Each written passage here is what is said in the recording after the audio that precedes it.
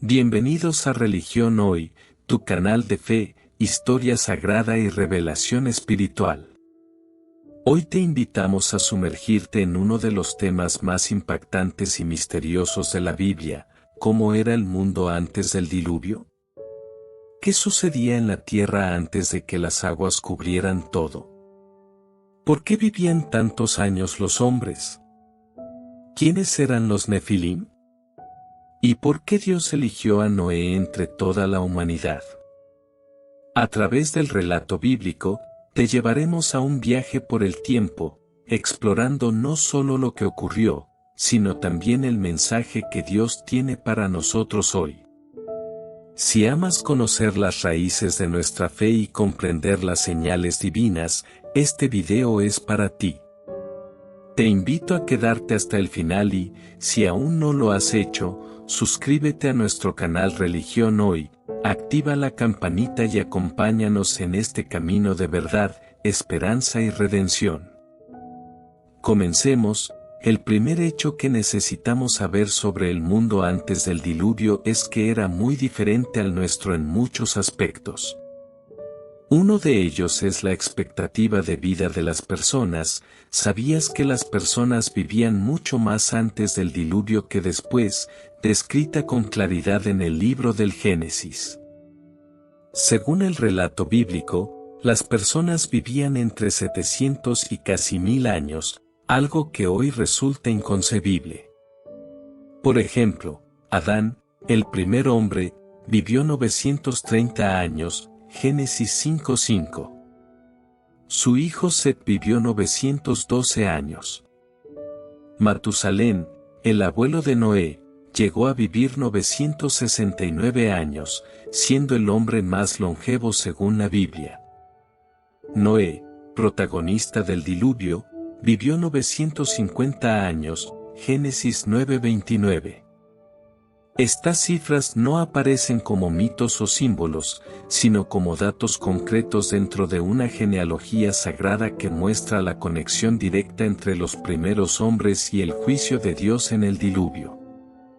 ¿Por qué vivían tanto tiempo? A lo largo de los siglos, han surgido diversas teorías, tanto teológicas como científicas, que intentan explicar esta extraordinaria longevidad. Una de las hipótesis más mencionadas es que el planeta, en ese entonces, contaba con un entorno mucho más favorable para la vida humana.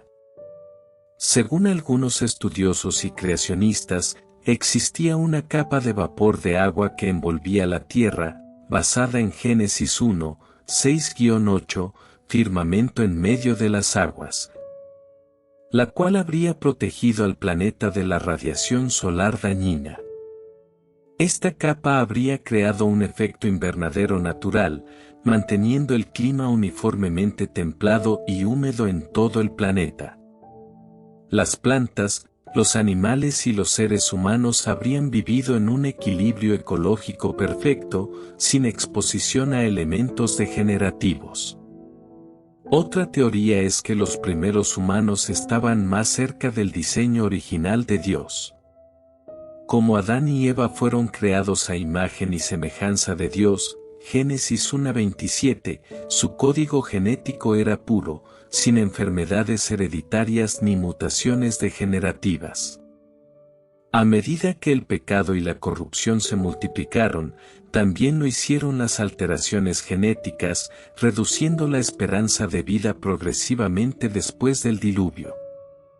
La longevidad también puede interpretarse como un reflejo de la paciencia de Dios antes del juicio. A medida que la maldad aumentaba, Dios redujo intencionalmente la duración de la vida humana como parte de su justicia y como advertencia. En Génesis 6:3, antes del diluvio, Dios dice: «No contenderá mi espíritu con el hombre para siempre, porque ciertamente él es carne, más serán sus días 120 años». Después del diluvio, se registra una disminución radical de la esperanza de vida. Sem, hijo de Noé, vivió 600 años. Su descendencia, Arfaxad, 438, Sela, 433, Eber, 464, y así sucesivamente hasta llegar a Abraham, 175 años, y luego Moisés, 120 años. Esto refleja no solo un cambio en el ambiente físico, pérdida de la capa de vapor, mayor exposición a radiación solar, cambios climáticos bruscos, sino también una transición espiritual y moral en la humanidad. Desde una perspectiva bíblica, esta longevidad tenía un propósito divino: permitir a los primeros hombres formar generaciones numerosas, preservar el conocimiento de Dios y advertir del juicio. Sin embargo, la longevidad no evitó la corrupción, por el contrario, el pecado se multiplicó con el tiempo, hasta que Dios decidió intervenir con el diluvio. Interacción divina y aparición de los Nefilim. En los tiempos antediluvianos, la interacción entre lo humano y lo divino era más directa e intensa que en cualquier otro momento posterior. Dios mismo hablaba con Adán, Eva, Caín, Enoc y Noé, ofreciendo instrucciones, advertencias y bendiciones. Esta cercanía espiritual indicaba una relación íntima entre creador y criatura. Sin embargo, también ocurría algo inquietante, una interferencia sobrenatural prohibida. El texto bíblico de Génesis 6, 1, 4 narra que los hijos de Dios vieron que las hijas de los hombres eran hermosas y tomaron para sí mujeres, lo cual dio origen a los Nefilim, una raza de gigantes violentos. Muchos estudiosos, desde los padres de la Iglesia hasta investigadores modernos, interpretan a los hijos de Dios como ángeles caídos que se rebelaron contra Dios y descendieron a la tierra para unirse sexualmente con mujeres humanas. Esta unión profana habría dado origen a seres híbridos, los Nefilim, dotados de poder, estatura y maldad. Su presencia aceleró la corrupción de la humanidad, la violencia y el desorden, al punto de provocar la decisión divina de limpiar la tierra con el diluvio. Este evento no solo marca la degradación de la raza humana, sino también una transgresión del orden espiritual y biológico establecido por Dios. Caída de Lucifer y origen del mal. Antes de que el pecado entrara en el mundo humano, ya había ocurrido una rebelión celestial. Lucifer, un ángel de alto rango, llamado estrella de la mañana y querubín protector, Ezequiel 28, Isaías 14, deseó ocupar el lugar de Dios. Su orgullo, envidia y ambición lo llevaron a rebelarse contra el Creador, convenciendo a un tercio de los ángeles a seguirlo. Como castigo, Dios expulsó a Lucifer del cielo, y éste se convirtió en Satanás, el adversario. Los ángeles caídos que lo siguieron se transformaron en demonios, espíritus malignos al servicio de su causa. Fue Satanás quien tentó a Eva en el Edén, usando la serpiente como instrumento para introducir el pecado en la humanidad. La desobediencia de Adán y Eva no fue un simple error, fue una ruptura de confianza, una rebelión contra la palabra divina.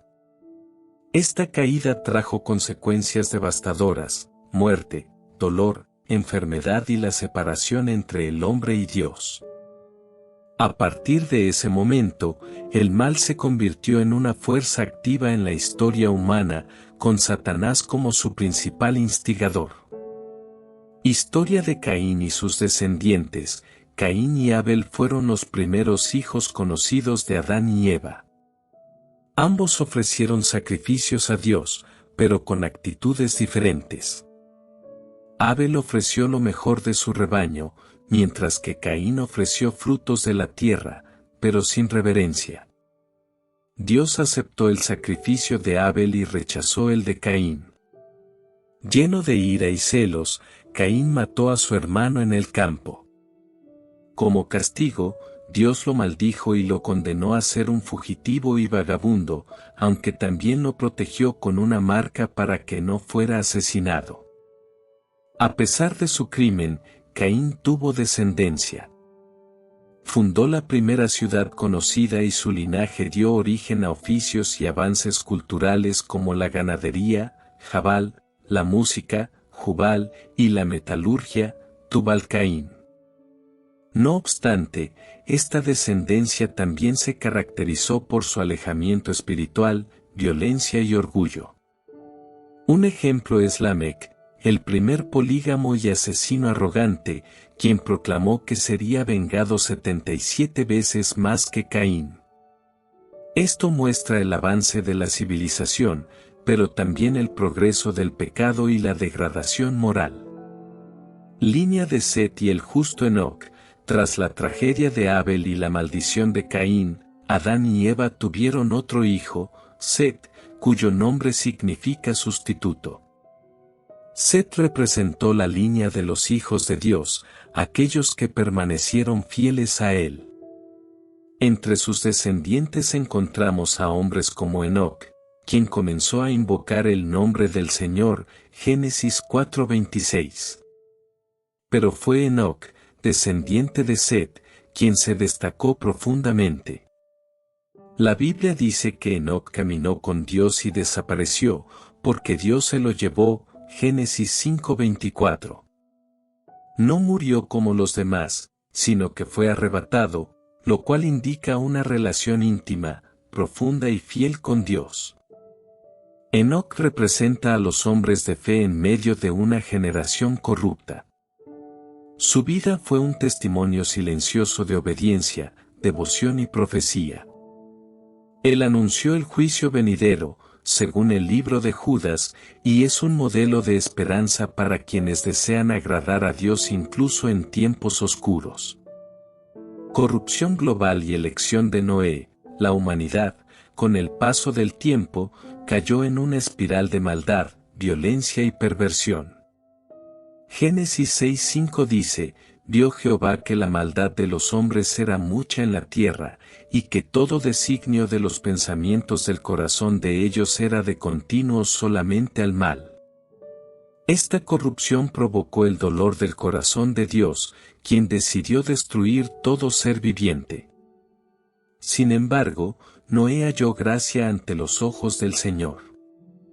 Era un hombre justo y recto en su generación. Dios eligió a Noé no solo para preservar la vida humana y animal, sino para ser el instrumento de un nuevo comienzo. Su obediencia marcó la diferencia entre destrucción total y esperanza futura. A través de él, Dios planeó salvar a una remanente y restablecer el orden. Construcción del arca y el diluvio. Dios ordenó a Noé construir un arca de madera de gofer, con medidas específicas, 300 codos de largo, 50 de ancho y 30 de alto. Este enorme barco tendría la capacidad de albergar a su familia y a animales de cada especie. Durante 120 años, Noé construyó el arca mientras predicaba al pueblo acerca del juicio venidero. La gente se burlaba, lo consideraban un fanático. Nunca antes había llovido, por lo que su advertencia parecía absurda. Finalmente, comenzó el diluvio. Se abrieron las fuentes del abismo y las ventanas del cielo. Llovió 40 días y 40 noches. Las aguas cubrieron los montes más altos. Toda vida fuera del arca pereció. Solo Noé, su familia y los animales que obedecieron la instrucción divina sobrevivieron. Fin del diluvio y pacto de Dios. Tras 150 días, las aguas comenzaron a bajar. El arca reposó en los montes de Ararat. Noé envió primero un cuervo, luego una paloma. Cuando la paloma regresó con una hoja de olivo, supo que la tierra estaba seca. Dios le ordenó salir del arca. Noé ofreció un sacrificio de gratitud, y Dios estableció un nuevo pacto: nunca más destruiría la tierra por medio de un diluvio. Como señal de ese pacto, puso el arco iris en el cielo. Ese arco es un símbolo eterno de misericordia, gracia y fidelidad. Aunque el hombre continúe pecando, Dios ha prometido no repetir ese tipo de juicio global. Es una invitación a vivir en obediencia y respeto al Creador. El video concluye con una poderosa reflexión: Jesucristo es el arco iris de nuestra salvación, el nuevo pacto vivo entre Dios y la humanidad. Él representa la gracia que reemplaza el juicio. La historia de Noé no es solo una advertencia del pasado, sino una lección vigente. Dios es paciente, pero justo. Llama a cada generación al arrepentimiento. Nos invita a entrar en el arca de la fe antes de que sea tarde. El mensaje final motiva a reflexionar, a compartir con respeto, y a no ignorar las señales divinas. El diluvio es historia, pero el llamado de Dios sigue vigente hoy. Gracias por acompañarnos en este recorrido por el mundo antediluviano. Hemos visto cómo, incluso en medio de la oscuridad, Dios siempre guarda un remanente fiel, como Noé. Hemos aprendido que su justicia es real, pero también su misericordia, y que Él nunca olvida a quienes caminan con fe. Hoy, el arco iris sigue brillando como señal del pacto eterno. Y en Cristo, ese pacto encuentra su plenitud. Si este contenido tocó tu corazón, comparte este video, deja tu comentario, y no olvides suscribirte a Religión Hoy para seguir profundizando en la palabra, en la oración y en el propósito divino para tu vida. Recuerda, la fe nos conecta con el cielo. La obediencia nos guarda del juicio. Y la verdad nos hace libres. Hasta el próximo video. Dios te bendiga.